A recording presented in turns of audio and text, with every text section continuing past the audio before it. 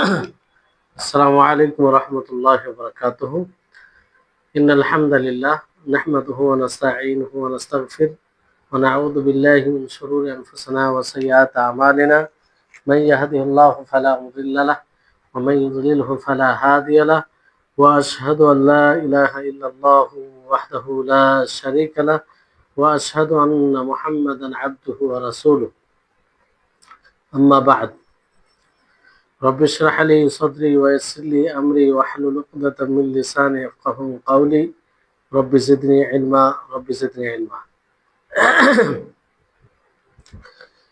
সম্মানিত উপস্থিতিগণ,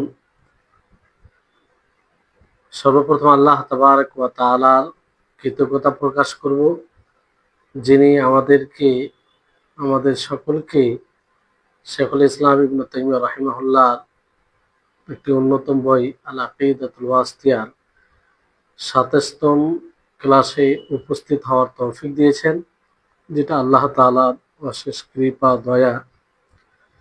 তারপরে আমাদের সকলের প্রাণ প্রিয় নবী করিম মুহাম্মদ মুস্তাফা সাল্লাল্লাহু আলাইহি ওয়াসাল্লাম, ওনার উপর অসংখ্য শান্তির ধারা বর্ষিত হোক। আল্লাহুম্মা সাল্লি আলাইহি আল্লাহুম্মা বারিক আলাইহি। তো আজকে আমরা ইনশাআল্লাহ আল্লাহ তাআলার সিফাত নিয়ে আলোচনা করব। অনেকগুলো যেগুলো আলোচনা হচ্ছে, সম্ভবত এগুলো প্রায় পড়েছি আমরা প্রথম অংশে, কিন্তু সেটা ছিল কোরআন দ্বারা, আর এটা হাদিস দ্বারা প্রমাণিত। আর হাদিস কোরআন হুজ্জতের দিক দিয়ে, দলিলের দিক দিয়ে, আমলের দিক দিয়ে এক। যখন কোনো হাদিস সঠিক সূত্রে, বিশুদ্ধ সূত্রে প্রমাণিত হয়ে যাবে, তো কোরআন ও হাদিসের আমলে কোনো পার্থক্য নেই। আজকে যে হাদিসটি হবে 12 নম্বর হাদিস, আল্লাহ তাআলার মাইয়াত সাব্যস্তকরণে, যে আল্লাহ তাআলা সাথে আছেন, আল্লাহ তাআলা সাথে আছেন, এটা এই ব্যাপারে হাদিস নবী সাল্লাল্লাহু আলাইহি সাল্লাম তিনি বলেন যে আফজালুল ঈমানি আন তা'লামা আন্নাল্লাহা মা'আকা হাইসুমা কুনতা, হাদিসুন হাসানুন। ইমাম তাবরানী এই হাদিসটিকে রিওয়ায়াত করেছেন উবাদা বিন সামিত থেকে। তো এই হাদিসের অর্থ হলো যে সবচেয়ে উত্তম ঈমান হলো যে আপনি জানবেন যে আল্লাহ তাআলা আপনার সাথে আছে, আপনি যেখানে থাকেন না কেন। এটা সবচেয়ে উত্তম ঈমান। একজন মানুষ জানবে যে আল্লাহ তাআলা তার সাথে আছে, সে যেখানেই থাকে না কেন। এই হাদিস যে উপকারিতা দেয়, যে আল্লাহ তাআলার মাইয়াত, আল্লাহ তাআলার সহচর্য, আল্লাহ তাআলার মানে সাথে থাকা, এটা প্রমাণিত হচ্ছে। এটা মানে এই হাদিস থেকে বোঝা যায়। কিন্তু আমরা পূর্বে যে পড়েছি এই বিষয়ে আয়াত দ্বারা, সেখানে বলা হয়েছে যে আল্লাহ তাআলার সাথে থাকা, আল্লাহ তাআলা যে সাথে আছেন, এটা এই কথাকে আবশ্যক করে না যে তিনি জমিনও আমাদের সাথে আছে। আর এটা অসম্ভব, এটা একদম অসম্ভব যে আল্লাহ তাআলা জমিনে তিনি সত্তাগতভাবে আছেন। এই কারণে যে আল্লাহ তাআলা তিনি তেনার মানে সত্তাগত এটি সিফাত, গুণ, তিনি উলু, সুউচ্চ। আর এই সুউচ্চ, তিনি যে সবসময় উপরে, এটা কখনো আল্লাহ তাআলার কাছ থেকে আলাদা হয় না। এটা তার সত্তার সাথে লেগে থাকা একটি সিফাত, গুণ। আর এটা জরুরি। কোনো সময় আল্লাহ তাআলাকে নিচে করা যাবে না, কিংবা আল্লাহ তাআলা নিচে হয় না, কারণ নিচে হলেই পরিপূর্ণতা থাকে না। আর আল্লাহ তাআলা পরিপূর্ণ সব দিক দিয়ে। তো এটা বলা যাবে না যে আল্লাহ তাআলা আমাদের সাথে জমিনে তিনি সত্তাগত আছেন। কারণ আল্লাহ তাআলা আছেন আমাদের সাথে, কিন্তু এটা কোন সাথে থাকা, কুদরতের দিক দিয়ে। এই জন্য আমরা পূর্বে পড়েছি যে আল্লাহ তাআলার সাথে থাকে দুই প্রকার। একটা হচ্ছে খাস ভাবে, একটা আম ভাবে। আম ভাবে তো আল্লাহ তাআলা সকলের কাছে আছেন, সকলের উপর আল্লাহ দয়া করেন, সকলকে আল্লাহ তাআলা করেন। আর খাস বলতে বিশেষ কোনো ব্যক্তির সাথে, যেমন নবী সাল্লাল্লাহু আলাইহি সাল্লামের সাথে যখন গারে হিরায় আহ, তিনি হিজরত করতে গিয়ে ওখানে আশ্রয় নিয়েছিলেন, ওখানে ছিলেন। তো ওই জায়গায় যখন মক্কার কাফিররা মুশরিকরা পৌঁছে যায়, তো সেই সময় আল্লাহ তাআলা বলেছিলেন যে ইন্নাল্লাহা মাআকুম, যাই হোক আয়াতে বলা হয়েছে যে আল্লাহ তাআলা তোমাদের সাথে আছে। তো বিষয়টি হচ্ছে যে এটা একটা বিশেষ ভাবে, আর আম ভাবে তো আল্লাহ তাআলা সকলের সাথে আছে, না থাকলে তো কেউ চলতেই পারবে না। আর আল্লাহ তাআলার এই সাথে থাকা থেকে এটা কোনো সময় আসে না যে আল্লাহ তাআলা সত্যাগত আমাদের সাথে আছে। ফলে রাসূল সাল্লাল্লাহু আলাইহি সাল্লাম এর হাদিস থেকে এটাই বোঝা যায় যে ঈমান, যে একটা বোঝায় যে আল্লাহ তাআলার সাথে থাকে। দ্বিতীয়, রাসূল সাল্লাল্লাহু আলাইহি সাল্লামের হাদিস এটা প্রতি এটার প্রতি প্রতীয়মান দলিল যে ঈমান কম বেশি হয়, ঈমান কম বেশি হয়। একজনের ঈমান আরেকজনের একজনের ঈমান আরেকজনের ঈমান তার চেয়ে বেশি উচ্চতর হতে পারে।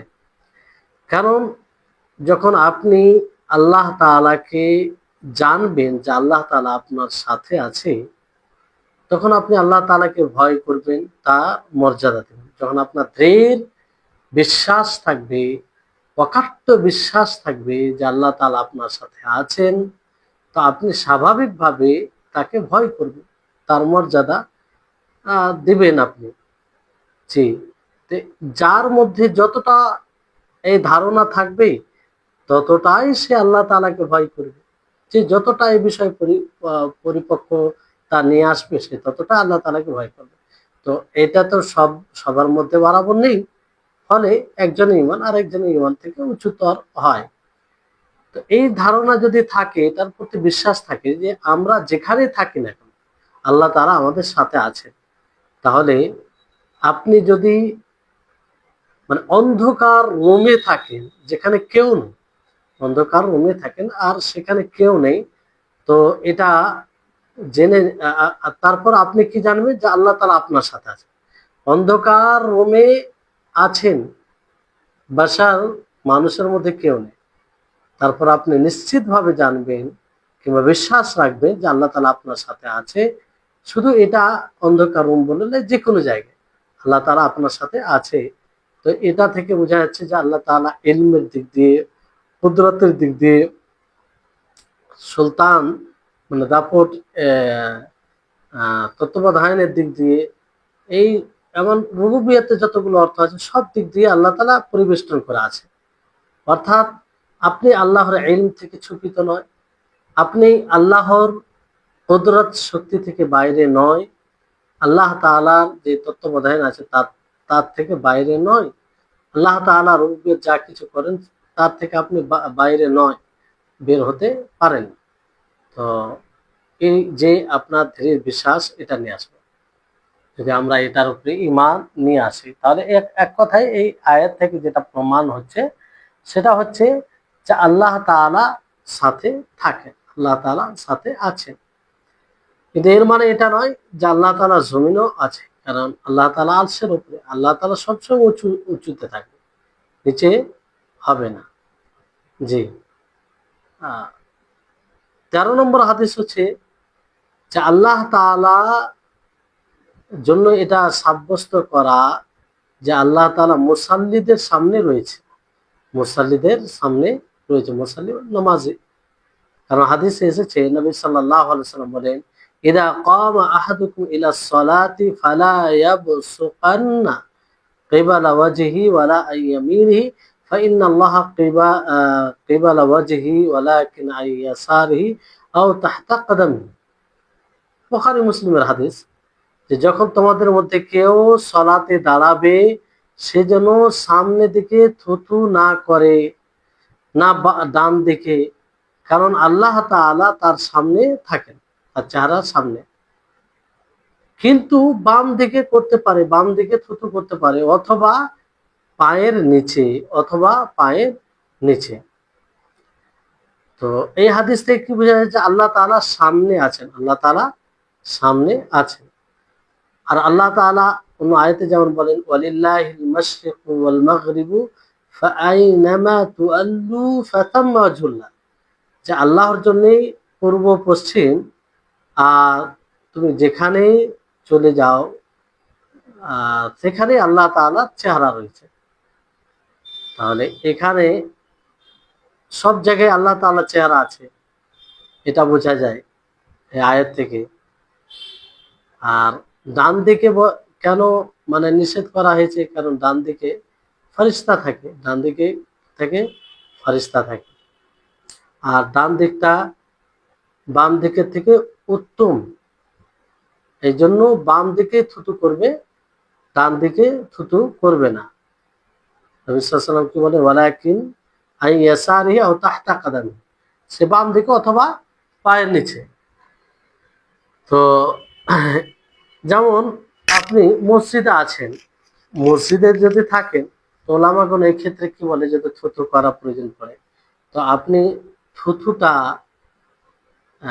কাপড়ে ফেলবেন, নিজের কাপড়ে অথবা রুমালে, যেমন অনেকে রুমাল নিয়ে থাকে কাপড়ের টুকরো, অথবা নিজের কাপড়ে, যদি আপনি পাঞ্জাবি পরে থাকেন কিংবা আর যেটা পরে থাকুন তাতে, আর সেখানে থুতু করে কাপড়ে, নিজের কাপড়ে থুতু করে সেটাকে মানে এক অপরের সাথে মিলিয়ে দিতে হবে, যাতে ওটা না থাকে, মানে থুতুর যে একটা ধরন থাকে সেটা মিটে যায়।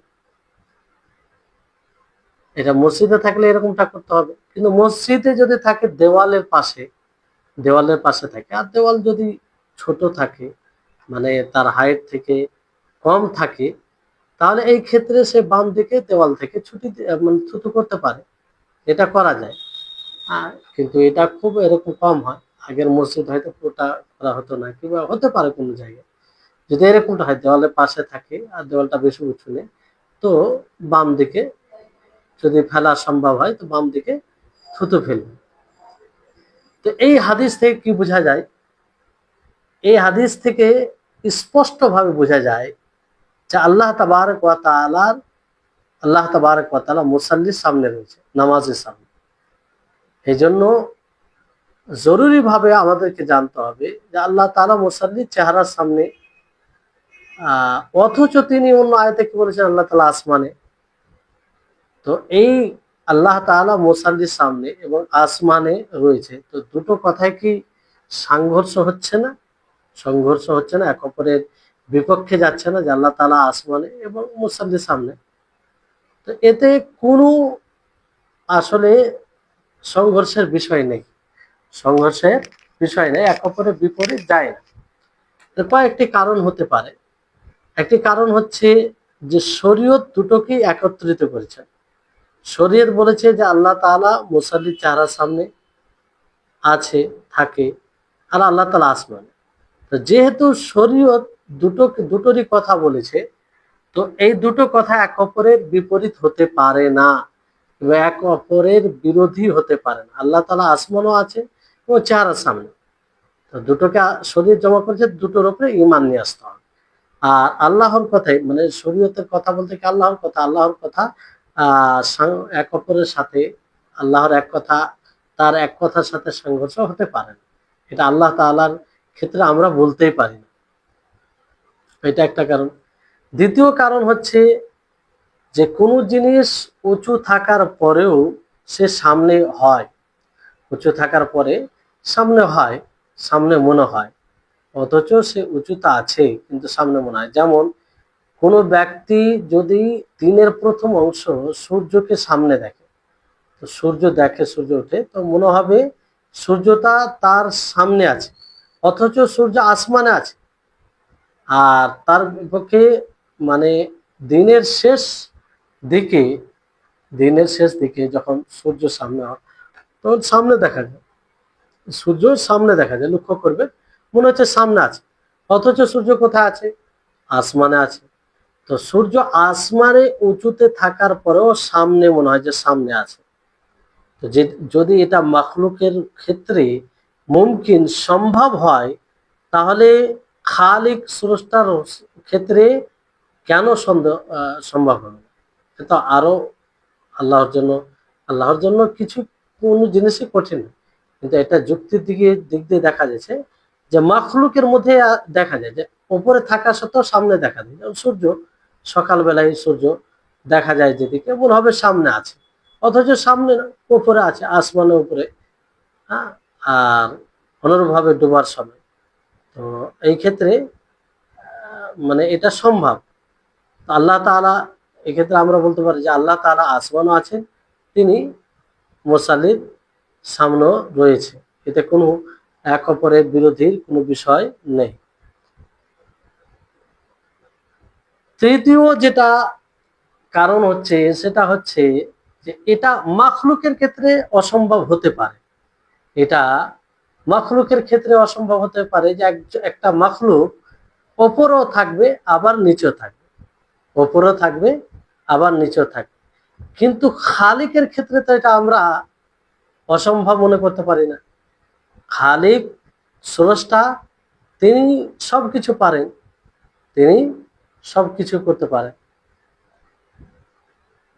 তো এটা খালিকের খালিকের জন্য সম্ভব হবে, তিনি স্রষ্টা, কারণ তিনি সব জানেন। কিন্তু মাখলুকের ক্ষেত্রে এটা অসম্ভব। তো মাখলুকের ক্ষেত্রে অসম্ভব হলে কি আল্লাহ তাআলার ক্ষেত্রে আমরা অসম্ভব মনে করব? যে একটা মাখলুক সে একই সময় নিচেও থাকতে পারে না, উপরেও থাকতে পারে না, মানে মানে দুটো একসাথে হতে পারে না। মাখলুকের ক্ষেত্রে, কিন্তু আল্লাহর ক্ষেত্রে এটা বলা যাবে না, বরং আল্লাহ তাআলা তারা সবকিছু সম্ভব। তো এই হচ্ছে বিষয়। তাহলে তিনটি কারণ আপনারা বুঝতে পারলেন যে যে তিনটি কারণ বলা হয়েছে, যে কারণে বোঝা যায় যে আল্লাহ তাআলা সামনেও থাকবে এবং উপরে থাকবে। এটা কোনো সম্ভব নয়। আর একটা বিষয় হচ্ছে যে দুটোকে শরীয়ত বর্ণনা করেছে, তার মানে দুটো এক অপরের বিপক্ষে যাবে না, হয়তো আমাদের বুঝতে অসুবিধা হচ্ছে। তৃতীয় হচ্ছে যে এটা মাখলুকের ক্ষেত্রে অসম্ভব, মাখলুকের ক্ষেত্রে অসম্ভব, কিন্তু আল্লাহর ক্ষেত্রে অসম্ভব নয়। তাহলে এই হচ্ছে বিষয়, আশা করি আপনারা বুঝতে পারছেন। তারপরে আপনার 14 নম্বর হাদিস, এখানে কি যে এই হাদিসও আল্লাহ তাবারক ওয়া তাআলা উলু, উচ্চ, সুউচ্চ এবং অন্যান্য সিফাতও তুলে ধরা হয়েছে। তো যাই হোক, যেহেতু মানে এই হাদিসটি রয়েছে, তো অন্য সিফাতও রয়েছে। এই হাদিসটি কি, নবী সাল্লাল্লাহু আলাইহি সাল্লাম বলেন, আল্লাহুম্মা রব রব্বাস সামাওয়াতি সাবঈ ওয়াল আরদ ورب العرش العظيم ربنا ورب كل شيء خالق الحب والنوى منزل التوراة والإنجيل والقرآن أعوذ بك من شر نفسي ومن شر كل دابة أنت آخذ بناصيتها أنت الأول فليس قبلك شيء وأنت الآخر فليس بعدك شيء وأنت الظاهر فليس فوقك شيء وأنت الباطن فليس دونك شيء اقضي عني الدين ওয়াগনিনি মিনাল ফাকরি। জি, তার এই হাদিস থেকে আল্লাহ তাবারক ওয়া তাআলা একাধিক সিফাত প্রমাণ হচ্ছে। তো এটি একটি মহান হাদিস। এবারে এখানে বলা আছে, হে আল্লাহ, তুমি আসমান ও জমিনের রব, তুমি আরশে আজিমের রব, তুমি আমাদের রব, প্রত্যেকটা জিনিসের রব। তুমি বিচি দানাকে বিদীর্ণকারী, তুমি তাওরাত ও জবুর কোরআনকে নাজিলকারী।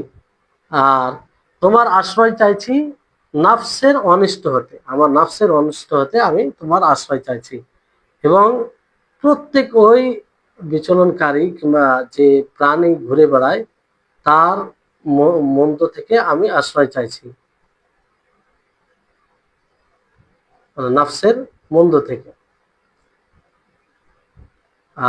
নফসের মন্দ থেকে। আর তারপরে বলা হয়েছে যে প্রত্যেক ওই প্রাণী থেকে যার ললাট তিনি ধারণ করে আছে, মানে এক কথায় সর্বপ্রকারের মন্দ থেকে আল্লাহর আশ্রয় চাইছে। তারপরে নবী সাল্লাল্লাহু আলাইহি ওয়াসাল্লাম বলেন, আনতাল আউয়াল ফালাইসা ক্বাবলাকা শাই, যে আপনি প্রথম, তার আগে কিছু নেই। ওয়া আনতাল আখিরু ফালাইসা বাদাকা শাই, আপনি অন্তিম, তারপরে কোনো জিনিস নেই। ওয়া আনতাল যাহিরু, আর আল্লাহ তাআলা জাহির, মানে সবচেয়ে উপর, ফাওকাকা সেই, মানে সবচেয়ে উঁচু আর কি। ওয়ান্তাল বাতিল মানে তার চেয়ে নিচে নেই। তো ইকদি আন্নি আদ-দাইনা, ইকদি আন্নি আদ-দাইনা, আল্লাহ নবী সাল্লাল্লাহু আলাইহি ওয়াসাল্লাম এই দোয়াটি করে। দোয়াটির শেষে বলে যে হে আল্লাহ, তুমি আমার থেকে কার্জকে আদায় করার সুযোগ দাও, কিংবা এরকম পথ তৈরি করে দাও। ওয়া আগনিনি মিনাল ফাকরি, আর তুমি আমাকে ফখর থেকে, অসহায়ত্ব থেকে দূর করো। জি, তাহলে এই যে হাদিস, এই হাদিস আপনারা দেখেন যে এই হাদিসে নবী সাল্লাল্লাহু আলাইহি সাল্লাম আল্লাহ তাআলাকে বলতে গিয়ে তার রুবুবিয়তের ওসিলা নিয়েছেন। অর্থাৎ আল্লাহুম্মা রব্বাস সামাওয়াতি সাব'i ওয়াল আরদ ওয়া রাব্বাল আরশিল আযীম ওয়া রাব্বানা ওয়া রাব্বা কুল্লি শাই। এই যে এগুলো সবগুলোই কি দিয়ে? আল্লাহ তাআলার রুবুবিয়তের ওয়াসিলা দিয়ে আল্লাহ নবী চেয়েছেন আল্লাহর কাছে। আর এটা আমভাবে অনেক সময় মানে খাস ভাবে রব শব্দ ব্যবহার করা হয়, যেমন রব্বনা ওয়া রব্বুকা, রব্বু মুহাম্মদ, রব্বু কাবা, এটা খাস। কিন্তু আমভাবে কি? রব সকলের রব। জি। তো আল্লাহ তাবারক ওয়া তাআলা যেমন অন্য একটি আয়াত রয়েছে, তিনি বলে ইন্নামা উমিরতু আন আ'বুদাল্লাহ আন আ'বুদা রাব্বা হাযিহিল বালদাতিল্লাযী হারামাহু ওয়া লাহু কুল্লু শাই, যে আমি আদিষ্ট এই কথার, যে আমি এই শহরের ইবাদত করব যাকে আল্লাহ তাআলা হারাম করেছেন, আর তার জন্য সব জিনিস, তার জন্য সব জিনিস। ওয়া লাহু কুল্লু শাই, যাতে কেউ ধারণা না করে যে এখানে ওয়ালাহু কুল্লু শাই কেন বলা হয়েছে। যেহেতু পূর্বে বলা হয় ইন্নামা উমিরতু আন আ'বুদা রাব্বা হাযিহিল বালদাতিল্লাযী হারামা, যে আমি আদিষ্ট যে এই শহরের রবের ইবাদত করব, যে শহরকে আল্লাহ তাআলা হারাম করেছেন, সম্মানিত করেছেন, আর তার জন্যই সবকিছু, তার জন্যই সবকিছু। মানে ওয়ালাহু কুল্লু শাই বলার বলতে এই উদ্দেশ্য যে যেন সব মনে করে যে আল্লাহ তাআলা সবকিছুর রব, সবকিছুর রব। শুধু এটা মনে না করে যে শুধু ওই শহরের রব, আল্লাহ তাআলা সবকিছুর রব। ফারিকাল হাব্বি ওয়ান নাওয়া, যে বিচি ও দানাকে বিদীর্ণকারী, মানে বিচি ও দানা থেকে গাছ পালা বৃক্ষ যা হয়েছে বের হয়েছে, মানে রোপণে ফালেকাল হাব্বি ওয়ান নাওয়া, এই হচ্ছে বিষয়।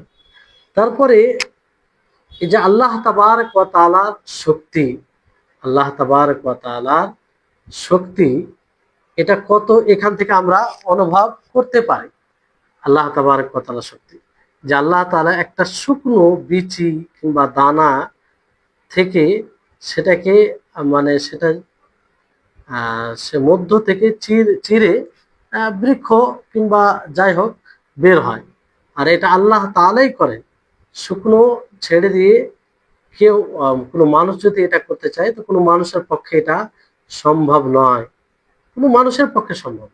তো এটা আল্লাহ তাআলার সৃষ্টি, কুদরত, এই জিনিসটি বুঝতে হবে। মানুষ যতই শক্তিশালী হোক না কেন, যতই শক্তির অধিকারী হোক না কেন, এটা করতে পারবেন, এটা করতে পারবেন। এই জন্য আল্লাহ তাআলা এই ওয়াসিলা নিলেন, ফালিকাল হাব ওয়ান নাওয়া। তারপরে রয়েছে মুনজিলাত তাওরা ওয়াল ইনজিল ওয়াল কোরআন, যা আপনি তওরাত, ইনজিল, কোরআন নাজিলকারী। সবচেয়ে যেটা মহান কিতাব সেটা হচ্ছে কোরআনুল কারীম। আর ওই জন্য ওই তারতিব হিসেবে এখানে বলা হয়েছে যে মুনজিলাত তাওরাত ওয়াল ইনজিল ওয়াল কোরআন। প্রথমে তাওরাত নাজিল হয়েছে মুসা আলাইহিস সালামের উপরে, তারপরে ইনজিল নাজিল হয়েছে ঈসা আলাইহিস সালামের উপরে, তারপরে কোরআন নাজিল হয়েছে। তো এখানে এটা স্পষ্ট দলিল এই কথার উপরে যে তাওরাত এটা নাজিলকৃত, তাওরাত এটা নাজিলকৃত। যেমন আল্লাহ তাআলা বলে ইন্না নাযালনা তাওরাতা ফিহা হুদাও ওয়া নূর, যা আমি তাওরাতকে নাজিল করেছি, যে তাওরাতে হেদায়েত ও নূর রয়েছে, তাওরাতে হেদায়েত ও নূর রয়েছে। তারপর সূরা আলে ইমরানের শুরুতেও বলা হয়েছে যে নাযালা আলাইকাল কিতাবা বিল হাক্কি মুসাদ্দিকাল লিমা বাইনা ইয়াদাইহি ওয়া আনজালাত তাওরাতা ওয়াল ইনজিল মিন ক্বাবলু হুদাল লিন-নাস ওয়া আনজালাল ফুরকান, যে আল্লাহ তাআলা আপনার উপরে কিতাব নাজিল করেছেন হকের সাথে, যেটা তাসদিক করে পূর্বে গেছে। ওয়া আনজালাত তাওরাতা ওয়াল ইনজিল, আর আল্লাহ তাআলা কি করেছেন, তাওরাত ইনজিল নাজিল করেছেন সর্বপ্রথম, যেটি মানুষের জন্য হেদায়েত ও মানুষের জন্য হেদায়েত, এবং আল্লাহ তাআলা এই হিসাবে এটাকে ফুরকান বলে আখ্যায়িত করেছেন নবী সাল্লাল্লাহু আলাইহি ওয়াসাল্লাম, ওয়া আনজালাল ফুরকান।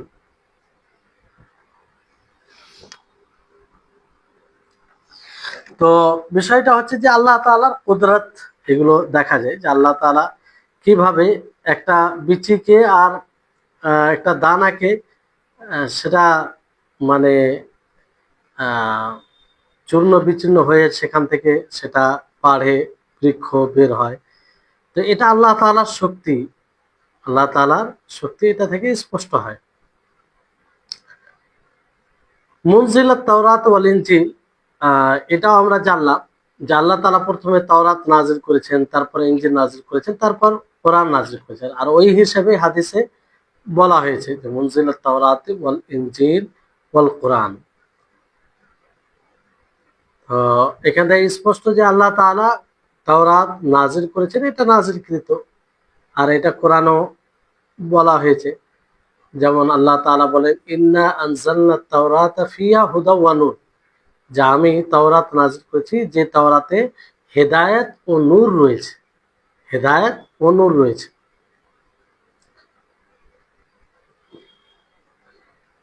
হাদিসের শব্দ তারপরে আউযু বিকা মিন শাররি নাফসি, যে আমি তোমার নফসের অনিষ্ট হতে আশ্রয় চাইছি। নফসের অনিষ্ট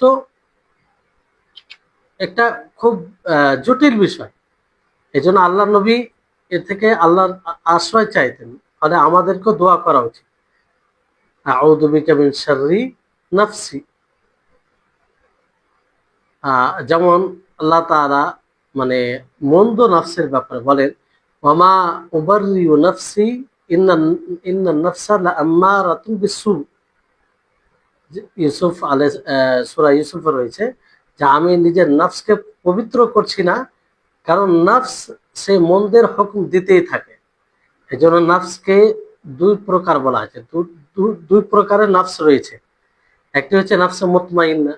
নফসে মুতমাইন্না বলতে যে নফসটি ভালো, সবসময় কল্যাণের আদেশ দেয়, কল্যাণের প্রতি উদ্বুদ্ধ করে। আর একটি হচ্ছে নফস মন্দ নফস, মন্দ আত্মা, যেটা সবসময় মন্দের হুকুম দেয়, মন্দের হুকুম দেয়, মন্দের প্রতি উদ্বুদ্ধ করে। আর আরেকটি বলা হয় নফসে লাওয়ামা। এই নফসে লাওয়ামা এটা কি তৃতীয় নফস, না যেটা নফসে মুতমাইন্না আর নফসে শরীরা কিংবা নফসে আম্মারাতুন বিসু, এই দুটো সিফাত নফসে লাওয়ামা। অনেকে বলেছেন যে নফসে লাওয়ামা এটি আলাদা স্বতন্ত্র একটি নফস, অনেকে বলেছেন তৃতীয় একটি নফস, যেমন নফসে মুতমাইন্না ওই রকম।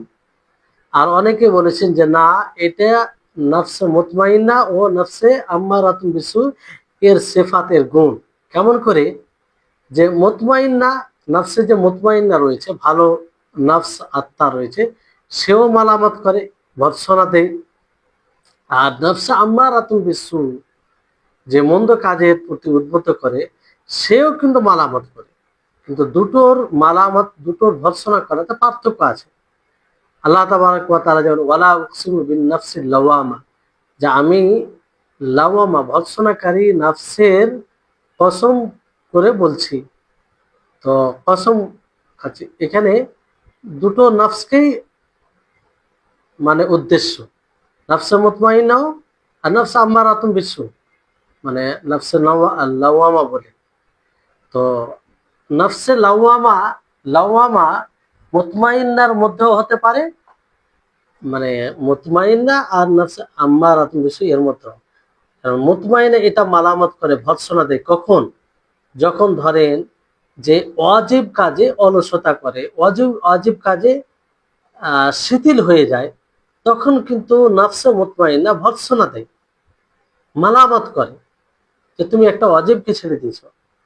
হ্যাঁ, এইভাবে সে নফসে মালামত করে। আর যখন হারাম কাজ করে, তখনও কিন্তু এই নফসে মুতমাইন্না মালামত করে। ফলে নফসে মুতমাইন্নাও একটি সিফাত বলা যেতে পারে। আর নফসে আম্মারাতুন বিসু এটাও তাই, যে সে মন্দের হুকুম দেয়। তো যখন কোনো মানুষ ভালো কাজ করে, তো সেই নফসে আম্মারাতুন বিসু এটা কিন্তু মারামাত শুরু করে, ভর্ৎসনা দিতে শুরু করে, কেন তুমি করলে, কেন নামাজ পড়লে, এইভাবে। জি, এই ক্ষেত্রে আমরা বলতে পারি যে নফস দুই প্রকার। নফস দুই প্রকার, একটা নফস হচ্ছে নফসে মুতমাইন্না, যেটা খায়ের কল্যাণের প্রতি উদ্বুদ্ধ করে, আর একটা হচ্ছে নফস আম্মারাতুন বিসু, যে সবসময় মন্দের হুকুম দেয় এবং মন্দ কাজের প্রতি উদ্বুদ্ধ করে, মন্দ কাজের প্রতি উদ্বুদ্ধ করে। তো আর এই দুটোই নফস মালামত ভর্ৎসনা করে।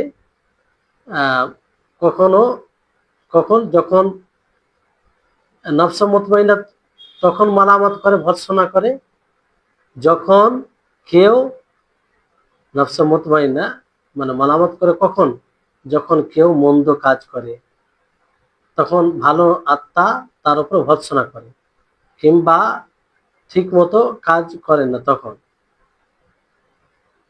ওয়াজিব কাজে শিথিলতা করে। আর নফসে আম্মারাতুন বিসু এও মালামত করে কখন? যখন কেউ ভালো কাজ করে। জি, তাহলে নফসে লাওয়ামা দুটো নফসের দুটো আত্মার সিফাত, সেটা নফসে মুতমাইন্নার আর নফসে আম্মারাতুন বিসু। এই হচ্ছে বিষয়।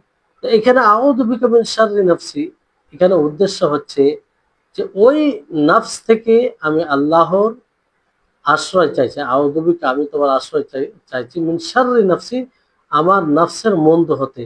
এখানে নফসের মন্দ হতে কি?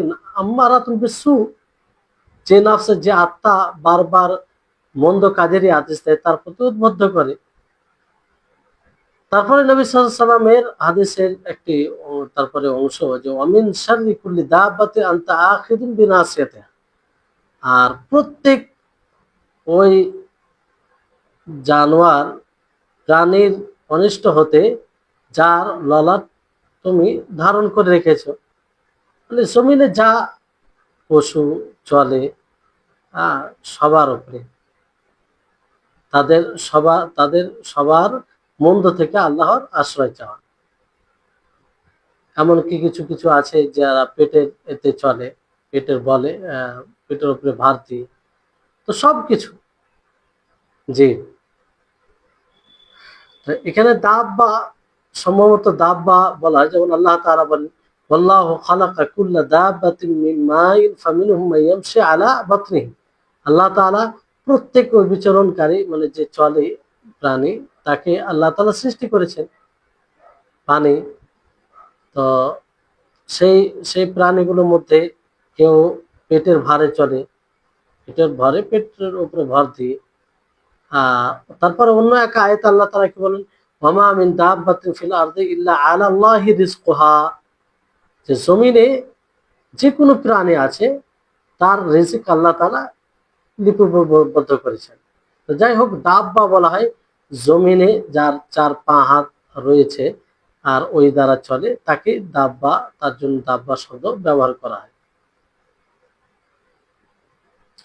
আনতা আখিযুন বিনাসিয়াতিহা, মানে এটা যে মাথার আগের অংশকে বলা, যে আপনি যার ললাট ধরে আছে, ললাট যাকে বলা হয়, মাথার আগের অংশকে। তারপরে নবী সাল্লাল্লাহু আলাইহি ওয়াসাল্লাম বলেন আনতাল আউয়াল ফালাইসা ক্বাবলাকা শাই, এর ব্যাপারে পড়া হয়েছে মানে পূর্বে আয়াতে, যে আপনি প্রথম, আপনার পূর্বে কেউ ছিল না। কেউ নেই। আল্লাহ তাআলা সময়ের দিকে এটা স্পষ্ট করে দেন যে সময়কে আল্লাহ তাআলা পরিবেষ্টন করে আছে এটা। আর আখির, আখির বলতে কি? ওয়ান্তাল আখির, শেষ অবস্থা। হ্যাঁ, ওয়ান্তাল আখির শেষ, এমন শেষ যে তার শেষে আর কিছু নেই, তার শেষে আর কিছু নেই। আন্তাল আউয়ালু ওয়াল আখিরু। নবী হাদিসে তার ব্যাখ্যা রয়েছে। যেমন হাদিসে বলা হয়েছে যে আন্তাল আখিরু, এক মিনিট, ফালাইসা বাদাকা সেই, আন্তাল আখিরু ফালাইসা বাদাকা সেই, যে তুমি শেষ আর তোমার পরে কোনো জিনিস নেই। মানে এই দুটো, মানে আউয়াল আখির, এই দুটো নাম কিংবা এই দুটো এই বিষয় দ্বারা আল্লাহ তাআলা পুরো সময়কে পরিবেষ্টন করে আছে। আল্লাহ তাআলা থেকে কোনো সময় মানে বের হয়ে যায় না। আউয়াল আখির, আউয়াল আখির, মানে পুরো সময় মানে পরিবেষ্টন হয়ে যাচ্ছে। তারপরে যে দুটো বলা হয়েছে যে আনতা জাহিরু ওয়াল বাতিন। জাহির বলতে যে আল্লাহ তাআলার উপরে কেউ নেই, আল্লাহ তাআলার উপরে নেই, আল্লাহ তাআলা ফাওকা কুল্লি শাই, আল্লাহ তাআলা প্রত্যেকটা জিনিসের উপরে, আল্লাহ তাআলা প্রত্যেকটা জিনিসের উপরে। আর বাতিন বলতে এখানে আল্লাহ তাআলা সবচেয়ে কাছে, তার চেয়ে আর কোনো কাছে নেই। তো এই দুটো দ্বারা মাকান মানে জায়গাকে পরিবেষ্টন করা আছে, কোন জায়গা আল্লাহ থেকে, আল্লাহ তাআলা থেকে বের হয়ে নেই। মানে ওপর, সবচেয়ে উপরে, আর সবচেয়ে কাছে আল্লাহ তাআলা।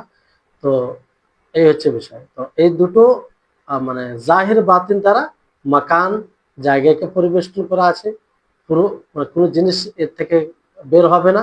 আর আউয়াল আখির দ্বারা সময়কে। জি, তো আশা করি আপনারা বুঝতে পারছেন।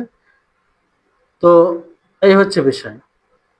কিন্তু এখানে একটা বিষয় আছে, এর পূর্ব আলোচনাতে এসেছিল যে কাদিম আল্লাহ তাআলার নাম নয়, কিন্তু খবর বলতে গিয়ে আল্লাহ তাআলার ব্যাপারে বলতে গিয়ে এটা বলা যায়, কিন্তু আল্লাহ তাআলার নাম দেওয়া যায় না, আল্লাহ তাআলার নাম দেওয়া যায় না। কাদিম এই জন্য পূর্বে সালাফগণ কেউ কাদিমটাকে নামের মধ্যে গণ্য করেনি, আল্লাহ তাবারক ওয়া তাআলা আসমায়ে হুসনার মধ্যে কেউ মনে করেনি। কারণ কাদিম নামে এক প্রকার নাকস রয়েছে, ত্রুটি রয়েছে, যেটা আসে কাদিম তুলনামূলক যখন পুরানা হয় এরকম ভাবে অর্থ আসে। আল্লাহ তাআলা তো এরকম বিষয় নয়, আল্লাহ তাআলা আউয়াল আখির, কাদিম কিভাবে বলা যাবে? যেমন আল্লাহ তাআলা ব্যবহার করেছেন ওয়াল কামারা কদ্দারনাহু মানাজিলা হাত্তা আদা কাল উরজুনিল কাদিম, যে চন্দ্র তাকে আমি মুকদ্দার করেছি, নির্ধারিত করেছি তার স্থানে, এমনকি ফিরে যখন আসে শুকনো খেজুরের ডালের মতো। তো যাই হোক, এখানে কাদিম শব্দ ব্যবহার করেছে। তো কাদিম যে উদ্দেশ্যে এখানে এখানে ব্যবহার হয়েছে, তো ওই ওই ওই অর্থ নিয়ে কি আল্লাহ তাআলার জন্য ব্যবহার করা যাবে? না।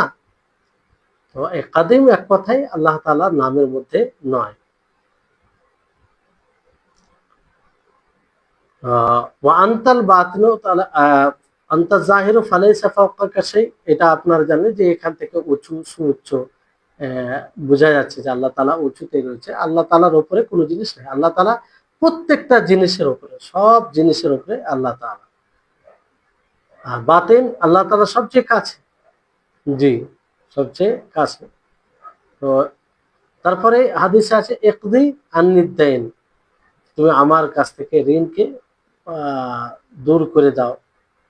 দাইন বলতে কি? দাইন মানে কারো কাছে কাউকে কিছু দেওয়া, কোনো মাল দেওয়া, আর সেটা পরবর্তীতে নেওয়া, এরকম চুক্তি থাকা, এটাকে ধার, ঋণ যাকে বলা হয়। ওয়া আগনিনি মিনাল ফাকরি, আর আমাকে, হে আল্লাহ তুমি আমাকে অসহায়তা থেকে, ফাকর মানে অভাবী থেকে তুমি আমাকে মুক্ত করো। ফাকরে কাকে বলা হয়? হাতে কিছু না থাকা।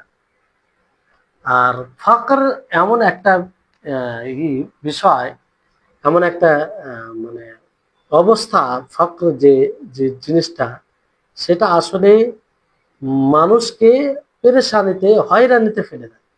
আর এই ফাকরের মধ্যে, ফাকরের কারণে কেউ জালিল হয়, যেমন ফাকর যখন হয় মানুষের কাছে অসাহিত্য আছে, মানে ফকির হয়ে যায়, তখন কি করে সে ঋণ লেয়।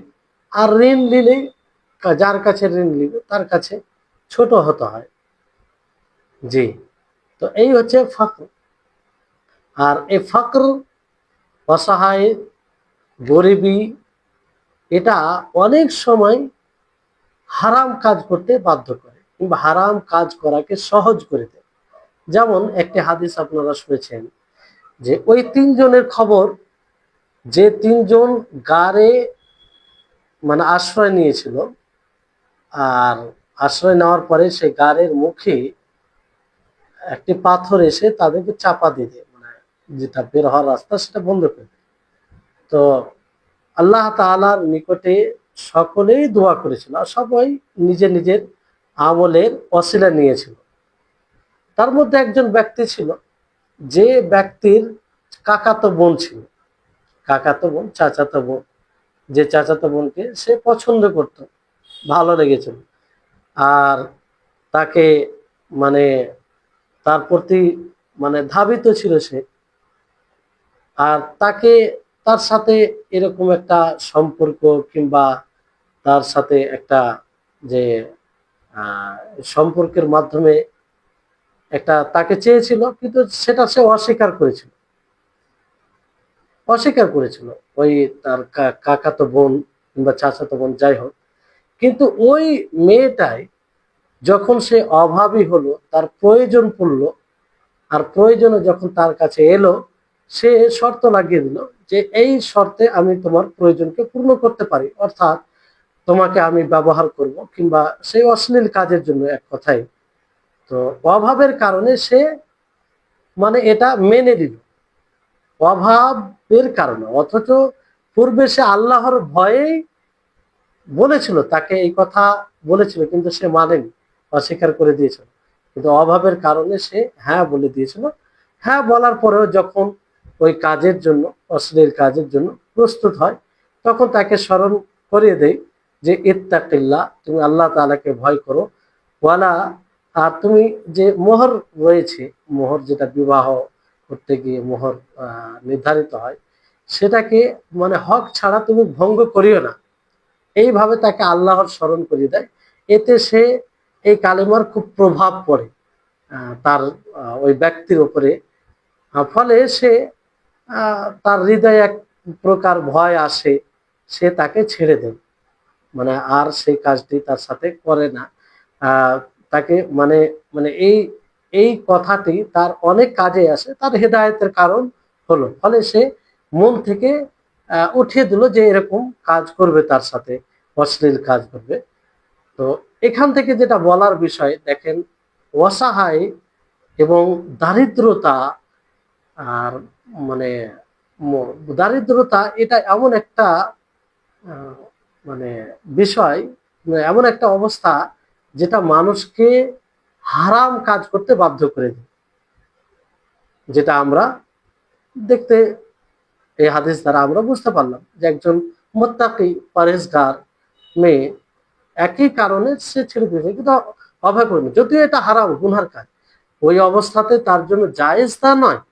কিন্তু উদ্দেশ্য হচ্ছে বলা যে মানে মূল কারণ কি, এটার প্রতি মানে এগিয়ে যাওয়ার মূল কারণ হচ্ছে যে ফকর, মানে দারিদ্রতা। এই জন্য আল্লাহ নবী দোয়া করতেন যে হে আল্লাহ, তুমি এরকম দারিদ্রতা থেকে মানে তুমি দূর করো, তুমি আমার দারিদ্র মুখাপেক্ষী, আমার অভাবকে দূর করো। হ্যাঁ, এই জন্য বাংলাতে বলা হয় এই যে অভাবের স্বভাব নষ্ট হয়, এর অনেক বাস্তবতা রয়েছে। এই জন্য আমাদেরকে সবসময় চেষ্টা করতে হবে যে এতটা যেন আমরা অসহায়, দারিদ্রতার জালে আবদ্ধ না হয়ে যায়, যার কারণে আমরা হালাল হারামে পার্থক্য করতে পারবো না, কিংবা আমরা বাধ্য হয়ে যাব, ইমান মানে টালমটল করবে, এরকমটা যেন না হয়। আল্লাহর কাছে আমরা দোয়া করি, যেমন আল্লাহ নবী দোয়া করতেন। হ্যাঁ, গরিব গরিব হওয়াটা কোনো দোষণীয় বিষয় নয়, কিন্তু মানুষ যদি খুব নিম্নে গরিব এর এতে পৌঁছে যায়, যে মানুষের সহযোগিতার মুখাপেক্ষী হয়ে যায়, সে সহযোগিতা বলতে প্রয়োজনীয়, তখন অনেক সময় মানুষ এটার কারণে হারাম কাজ করে ফেলে। তো এই হচ্ছে বিষয়। এবার আসুন যে এই হাদিসে আল্লাহ তাবারক ওয়া তাআলার কয়েকটি নাম আমরা পড়লাম, সেটা হচ্ছে আউয়াল, আখির আর জাহির, বাতিন। আউয়াল আখির দ্বারা সময়কে পরিবেষ্টন আল্লাহ তাআলা করেছেন। মানে বোঝা যাচ্ছে আল্লাহ তাআলা পুরো সময়কে পরিবেষ্টন করা আছে, কোনো সময় আল্লাহ তাআলার থেকে খালি নয়। আর জাহির বাতিন থেকে মাকান, জায়গা। তো আর এই থেকে আমরা সিফাত বের করতে পারি, গুণ বের করতে পারি, সেটা কি? যে আউয়ালিয়াত, আখিরিয়াত। মানে ওই যে আউয়ালিয়াত আখিরাত বলতে ওইটাই সময়কে পরিবেষ্টন করা, জাহির, জাহিরে বাতিনি বলতে মাকানকে। তারপরে এই হাদিসে আমরা জানলাম যে আল্লাহ তাআলা উলু, সুউচ্চ, তিনি উচ্চতর আছে। জাহির বলতে উঁচু, সব, সবচেয়ে ফাওকা কুল্লি শাই, আল্লাহ তাআলা সবকিছুর উপরে। আর আল্লাহ তাআলার রুবুবিয়তকে ব্যাপকভাবে বলে আল্লাহ তাআলার কাছে দোয়া করা, এটাও জানলাম। আর আল্লাহ তাআলার কুদরতকে জানতে পারলাম এই হাদিস দ্বারা, যে আল্লাহ তাআলা বিচি ও দানাকে চূর্ণ বিচ্ছিন্ন করে সেখান থেকে বের হয় বৃক্ষ, লতা পাতা, যাই হোক। আর আল্লাহ তাআলার রহমত, আল্লাহ তাআলার রহমত, তার হিকমত, যে তিনি, আল্লাহ তাআলার রহমতে কি দিক, যে আল্লাহ তাআলা আসমানি কিতাব নাযিল করেছেন কিসের জন্য? মানুষের গাইডলাইনের জন্য, যাতে মানুষ ওইভাবে জীবন যাপন করে, আখিরাতের তৈরি করে। তো এটা আল্লাহ তাআলার রহমত আর আল্লাহ তাআলার হিকমত, যাতে ওই কিতাব দ্বারা সরল পথকে খুঁজে পায়। তো আসমা, আল্লাহ তাবারক ওয়া তাআলার আসমা ও সিফাত ছাড়া আল্লাহ তাআলার মানে সিফাত ছাড়া কিছু বিষয় রয়েছে, যে আল্লাহ তাআলার ওয়াসিলা নেওয়া আল্লাহ তাআলার সিফাত দ্বারা, আল্লাহ তাআলা গুণ দ্বারা, এটা করা যাবে, এটা করা যাবে। আল্লাহ তাআলার কাছে, মানে আল্লাহ তাআলার নিকটে, মানে তার কাছে দোয়া করতে গিয়ে আল্লাহ তাআলার সিফাতের ওয়াসিলা নেওয়া, এটা করা যাবে। সাথে সাথে নাফসের, আত্মার অনিষ্ট হতে মানে দূর থাকতে হবে। আর নবী সাল্লাল্লাহু আলাইহি সাল্লাম যেমন মানে ঋণ যেন পরিশোধ হয়ে যায় আর অসাহিত্য থেকে দূর হয়ে যায়, এটার এটার এটা দোয়া করেছিলেন আল্লাহ নবী মুহাম্মদ সাল্লাল্লাহু আলাইহি সাল্লাম। তো এই হাদিস, মানে যে হাদিসে যেগুলো আছে সেটার উপরে যদি আমরা ঈমান আনি, তো আমাদের বাস্তব জীবনে কি পার্থক্য পড়ে, যে আমরা নাফসের, আত্মার বন্ধ থেকে ভয় করব। আর ঋণের বিষয়টি আমরা বড় করে দেখব। ঋণটা ছোট মোটো বিষয় নয়, ঋণ জটিল বিষয়। ফলে আপনি যতক্ষণ না বাধ্য না হবেন ততক্ষণ আপনি ঋণী হবেন না। আপনার প্রতিটি মানুষের এটা উচিত যে সবসময় ঋণ মুক্ত হয়ে জীবন করা। কারণ ঋণী হয়ে যদি আপনি মারা যান আর আপনার শিথিলতা থাকে সেটা আদায়ে, তাহলে কিন্তু আপনি ছাড় পাবেন না। আর এখানে দেখেন বিশেষভাবে নবী সাল্লাল্লাহু আলাইহি সাল্লাম কি বললেন, যে ইকদি আন্নি আদ-দাইনা, তুমি আমার থেকে ঋণকে উঠিয়ে নাও, ঋণ যেন আমি পরিশোধ করতে পারি যদি থাকে, কোন সময় হয়ে যায়। তো ঋণের বিষয়টি কত বড় বিষয়, যে আল্লাহ নবীও সেটার দোয়া করেছেন। জি। তারপরে 15 নম্বর হাদিস, এই হাদিসটা বলে আজকে তার শেষ হবে ইনশাআল্লাহ, যে আল্লাহ তাবারক ওয়া তাআলার একটি সিফাত কাছে, কুরব, এটাও প্রমাণিত হাদিস দ্বারা। নবী সাল্লাল্লাহু আলাইহি ওয়াসাল্লাম তিনি বলেন, যখন সাহাবায়ে কেরাম তারা উঁচু গলায় কথা বলতে আরম্ভ করলো, তো নবী সাল্লাল্লাহু আলাইহি ওয়াসাল্লাম কি বলেন, আইয়ুহান নাস, হে মানব জাতি, আরবিউ আলা আনফুসিকুম, তোমরা সহজ পথ অবলম্বন করো নিজের আত্মার উপরে। ফাইন্নাকুম লা তাদউনা আসাম্মা ওয়ালা গায়বা, কারণ তোমরা বধিরকে ডাক দাও না, না অনুপস্থিতকে। ইন্নামা তাদউনা সামিআন বাসীরা, বরং তোমরা এক শুননেওয়ালা ও দেখনেওয়ালাকে ডাক দিচ্ছ। আর তারপর বলা যে ইন্নাল্লাযী তাদউনাহু আকরাবু ইলা আহাদিকুম মিন উনুকি রাহিলাতিহি, নিশ্চয় সে ব্যক্তি যে তাকে ডাকে সে বেশি নিকট হয় তোমাদের যে যার উপরে আরোহণ করো, যার উপরে আরোহণ করো তার গলার থেকে বেশি একজন উটের উপরে আরোহণকারী তার থেকে যে উটের গলা এটা যতটা রয়েছে তার চেয়ে বেশি কাছে, বেশি কাছে। এখানে কি বলা হয়েছে যে ইন্নামা তাদউনাহু সামিআন বাসীরা, যে তোমরা এমন মানে আল্লাহ তাআলা সম্পর্কে বলা হয়েছে যে তোমরা এমন কাউকে ডাকছো যিনি শুনেন এবং দেখেন, আর যাকে তোমরা ডাকছো সে একদম কাছে রয়েছে। এমনকি যার উপরে তোমরা আরোহণ করো, আরোহণকারীর আরোহণ যার উপর আরোহণ করা আছে তার গলা থেকে আল্লাহ তাআলা কাছে রয়েছে। তো এই হচ্ছে বিষয়। তো এখানে সাহাবায়ে কেরাম রিজওয়ানুল্লাহি আলাইহিম আজমাইন নবী সাল্লাল্লাহু আলাইহি সাল্লামের সাথে, একজন সাহাবা নবী সাল্লাল্লাহু আলাইহি সাল্লামের সাথে ছিলেন। নবী সাল্লাল্লাহু আলাইহি সাল্লাম যখন উঠতেন, উপরে উঠতেন, তখন কি বলতেন?